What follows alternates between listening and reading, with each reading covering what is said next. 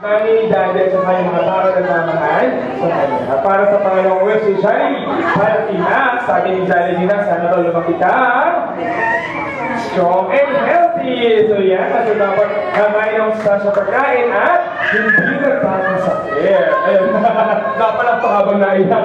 Okay, para sa pangalawang wish si Jollibee, para kay Kuya Max, sabi ni Jollibee Max, sana daw lumaki ka. Ano yan? Guwapo!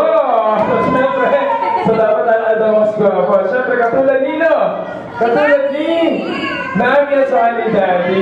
Ayan. At siyempre, para sa pangapat na wish ni Jollibee, para kay Kuya Max at para sa ating lahat, dapat daw tayo always be happy! Para natin si Jollibee at siyempre si Max.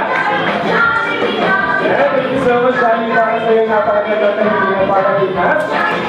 So ngayon naman po, picture taking naman po together with Jollibee.